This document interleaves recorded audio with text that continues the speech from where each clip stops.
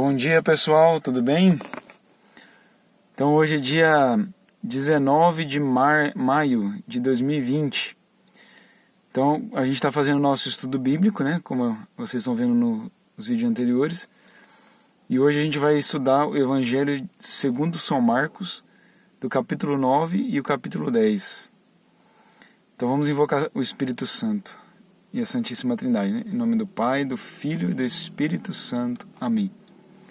Vinde, Espírito Santo, enchei os corações dos vossos fiéis, e acendei neles o fogo do vosso amor. Enviai o vosso Espírito, e tudo será criado, e renovareis a face da terra. Oremos.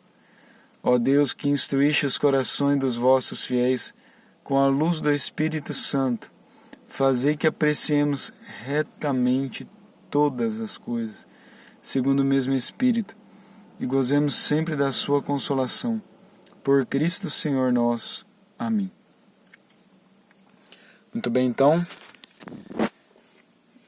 Agora a gente vai ler então lá no capítulo 9, versículo 1, na página 1332, na Bíblia Ave Maria. Vai dizer assim, ó: E dizia-lhes: Em verdade eu vos digo, dos que aqui se acham, alguns há que não experimentarão a morte, enquanto não virem chegar o reino de Deus com poder.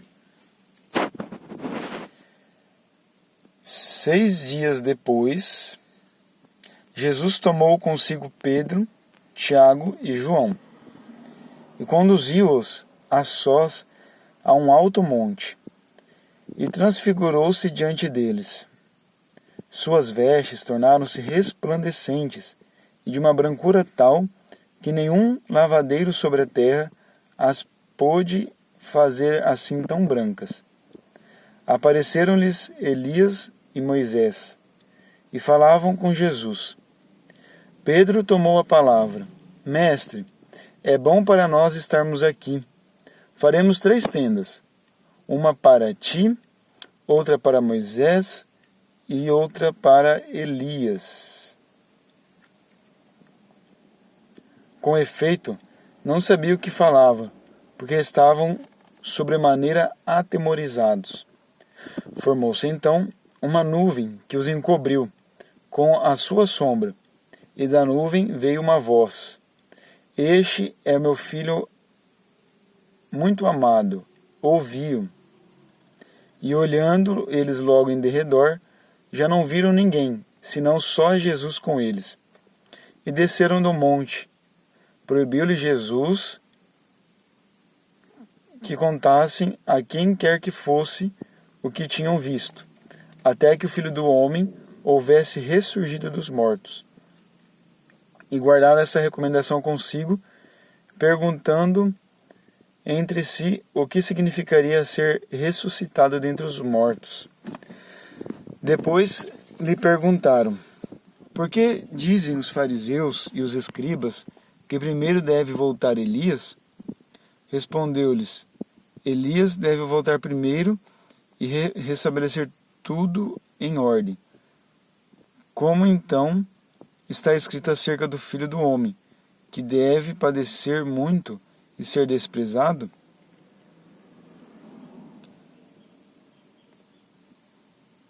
Mas digo-vos que também Elias já voltou, e fizeram-lhe sofrer tudo quanto quiseram, como está escrito dele.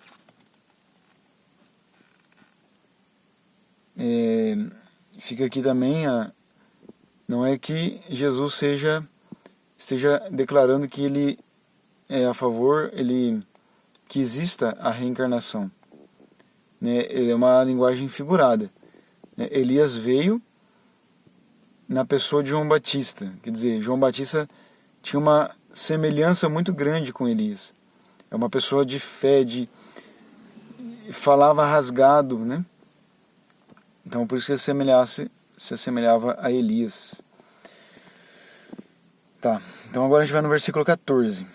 Depois, aproximando-se dos discípulos, viu ao redor deles grande multidão, e os escribas a discutir com eles. Todo aquele povo, vendo de surpresa Jesus, acorreu a ele para saudá-lo. Ele lhes perguntou: Que estás discutindo com eles? Respondeu um homem dentre a multidão. Mestre, eu te trouxe meu filho, que tem um espírito mudo. Este, onde quer que o apanhe, lança-o por terra, e ele espuma, range os dentes e fica endurecido. Roguei a teus discípulos que o expelissem, mas não puderam. Respondeu-lhe Jesus: Ó geração incrédula, até quando estarei convosco? Até quando vos hei de aturar? Trazei-mo cá. Eles o trouxeram. Assim que o menino avistou Jesus, o espírito agitou fortemente, caiu por terra e revolvia-se espumando. Jesus perguntou ao pai: Há quanto tempo lhe acontece isto? Desde a infância, respondeu-lhe. E o tenho lançado muitas vezes ao fogo e à água, para o matar. Se tu, porém, podes alguma coisa, ajuda-nos, compadece-te de nós. Disse-lhe Jesus: Se podes alguma coisa, tudo é possível ao que crer. Imediatamente exclamou o pai do menino: Creio, vem em socorro à minha falta de fé. Vendo Jesus que o povo afluía, intimou o espírito imundo e disse-lhe: Espírito mudo e surdo, eu te ordeno, sai deste menino, e não tornes a entrar nele. E gritando e maltratando-o extremamente, saiu. O menino ficou como morto, de modo que muitos diziam: morreu. Jesus, porém, tomando-o pela mão, ergueu-o, e ele levantou-se. Depois de entrar em casa, os seus discípulos perguntaram-lhe, em particular: Por que não podemos nós expeli-lo? Ele disse-lhes: Essa espécie de demônios não se pode expulsar senão pela oração. Olha só, gente. Pela oração, poder da oração, né? Então a gente pergunta: eu não vou rezar porque não vai ter efeito. Jesus acabou de falar, né? Se um espírito imundo está numa pessoa e a pessoa ora, ele consegue expelir aquele demônio. Então a oração é importantíssima. Agora no versículo 30. Tendo partido dali, atravessaram a Galileia. Não queria, porém, que os seus discípulos, não queria, porém, que ninguém o soubesse, e ensinava os seus discípulos: O Filho do Homem será entregue nas mãos dos homens, e matá-lo-ão, e ressuscitará 3 dias depois de sua morte. Mas não entendiam essas palavras, e tinham medo de lhe perguntar. Versículo 33. Em seguida, voltaram para Cafarnaum. Quando já estava em casa, Jesus perguntou-lhes: De que faláveis pelo caminho? Mas eles calaram-se, porque pelo caminho haviam discutido entre si qual deles seria o maior. Sentando-se, chamou os 12 e disse-lhes: Se alguém quer ser o primeiro, seja o último de todos e o servo de todos. E tomando um menino, colocou-o no meio deles, abraçou-o e disse-lhes: Todo o que recebe um destes meninos em meu nome, a mim é que recebe. E todo o que recebe a mim, não me recebe, mas aquele que me enviou. João disse-lhe: Mestre, vimos alguém que não nos segue expulsar demônios em teu nome, e lhe o proibimos. Jesus, porém, disse-lhe: Não lhe o proibais, porque não há ninguém que faça um prodígio em meu nome e em seguida possa falar mal de mim. Pois quem não é contra nós é a nosso favor. E quem vos der de beber um copo de água, porque sois de Cristo, digo-vos em verdade, não perderá sua recompensa.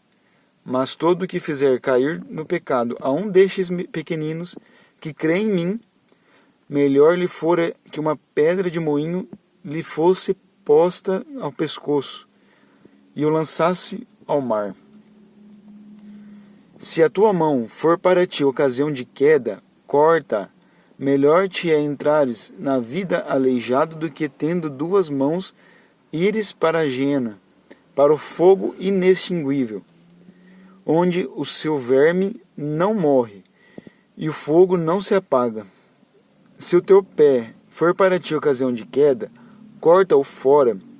Melhor te é entrares coxo na vida eterna, do que tendo dois pés seres lançado à gena do fogo inextinguível, onde o seu verme não morre e o fogo não se apaga. Se o teu olho for para ti ocasião de queda, arranca-o. Melhor te é entrares com um olho de menos no reino de Deus, do que tendo dois olhos seres lançado à gena do fogo, onde o seu verme não morre e o fogo não se apaga. Porque todo homem será salgado pelo fogo. O sal é uma boa coisa, mas se ele se torna insípido, com que lhe restituiremos o sabor? Tal sal em vós, tende sal em vós, e vivei em paz uns com os outros. Muito bem, então esse foi o capítulo 9, agora o capítulo 10.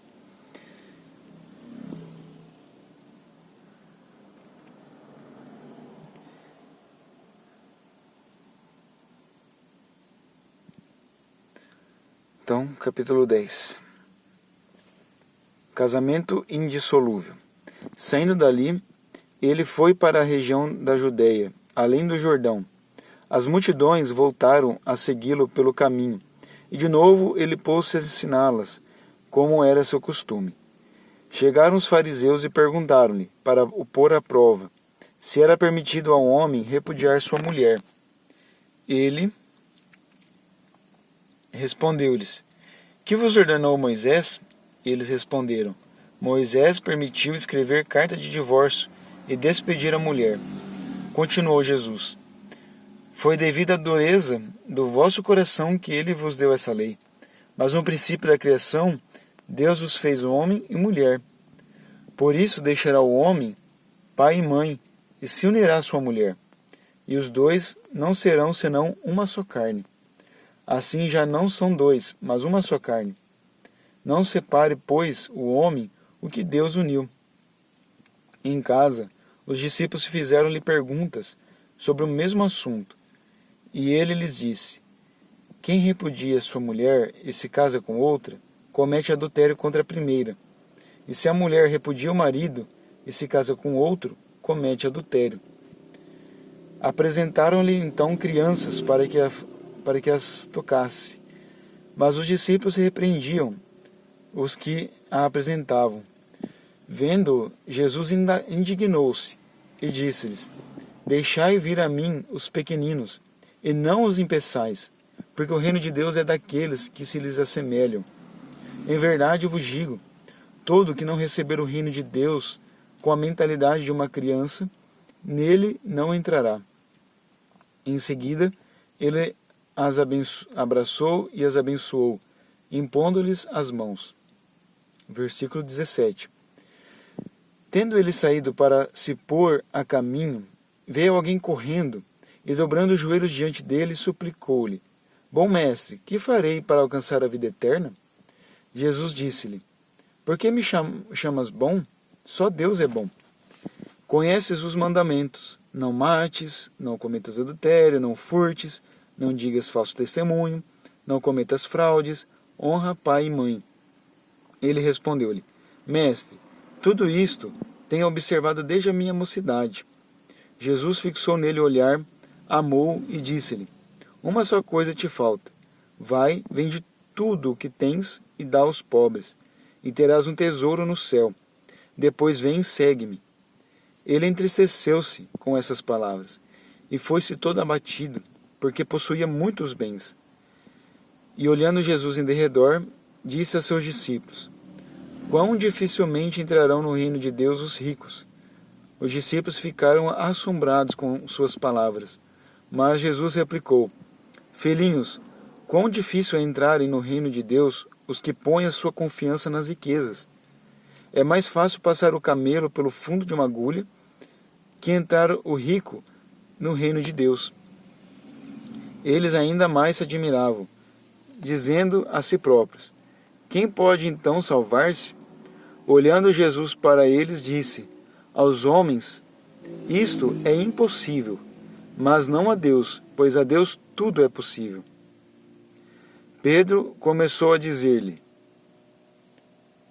eis que deixamos tudo e te seguimos. Respondeu-lhe Jesus: em verdade vos digo, ninguém há que tenha deixado casa, ou irmão, ou irmãs, ou pai, ou mãe, ou filhos, ou terras, por causa de mim e por causa do Evangelho, que não receba já neste século 100 vezes mais casas, irmãos, irmãs, mães, filhos e terras, com perseguições, e no século vindouro a vida eterna. Muitos dos primeiros serão os últimos, e dos últimos serão os primeiros. Versículo 32. Estavam a caminho de Jerusalém, e Jesus ia diante deles. Estavam perturbados e o seguiam com medo. E tomando novamente a si os 12, começou a predizer-lhes as coisas que lhe haviam de acontecer. Eis que subimos a Jerusalém, e o Filho do Homem será entregue aos príncipes dos sacerdotes e aos escribas. Condená-lo-ão à morte e entregá-lo-ão aos gentios. Escarnecerão dele, cuspirão nele, açoitá-lo-ão e hão de matá-lo. Mas ao terceiro dia ele ressurgirá. Aproximaram-se de Jesus Tiago e João, filhos de Zebedeu, e disseram: Mestre, queremos que nos concedas tudo o que te pedimos. Que quereis que vos faça? Concede-nos que sentemos na tua glória, um à tua direita e outro à tua esquerda. Não sabeis o que pedis, retorquiu Jesus. Podeis vós beber o cálice que eu vou beber? Ou ser batizados no batismo em que eu vou ser batizado? Podemos, asseguraram eles. Jesus respondeu: Vós bebereis o cálice que eu vou beber, e sereis batizados no batismo em que eu devo ser batizado. Mas quanto ao assentardes à minha direita ou à minha esquerda, isso não depende de mim. O lugar compete àqueles a quem está destinado. Ouvindo isto, os outros 10 começaram a indignar-se contra Tiago e João. Jesus chamou-os e deu-lhes esta lição: Sabeis que os que são considerados chefes das nações dominam sobre elas, e os seus intendentes exercem poder sobre elas. Entre vós, porém, não será assim. Todo o que quiser tornar-se grande entre vós, seja vosso servo. E todo o que entre vós quiser ser o primeiro, seja escravo de todos. Porque o Filho do Homem não veio para ser servido, mas para servir e dar a sua vida em redenção por muitos. Chegaram a Jericó. Ao sair dali Jesus, seus discípulos e numerosa multidão estava sentado à beira do caminho, mendigando Bartimeu, que era cego, filho de Timeu. Sabendo que era Jesus de Nazaré, começou a gritar: Jesus, filho de Davi, tem compaixão de mim. Muitos o repreendiam, para que se calasse, mas ele gritava ainda mais alto: Filho de Davi, tem compaixão de mim. Jesus parou e disse: Chamai-o. Chamaram o cego, dizendo-lhe: Coragem, levanta-te, ele te chama. Lançando fora a capa, o cego ergueu-se de um salto e foi ter com ele. Jesus, tomando a palavra, perguntou-lhe: Que queres que te faça? Rabone, respondeu-lhe o cego, que eu veja. Jesus disse-lhe: Vai, a tua fé te salvou. No mesmo instante, ele recuperou a vista e foi seguindo Jesus pelo caminho. Palavra da salvação. Glória a vós, Senhor. Que o Senhor nos abençoe em nome do Pai, do Filho e do Espírito Santo. Amém.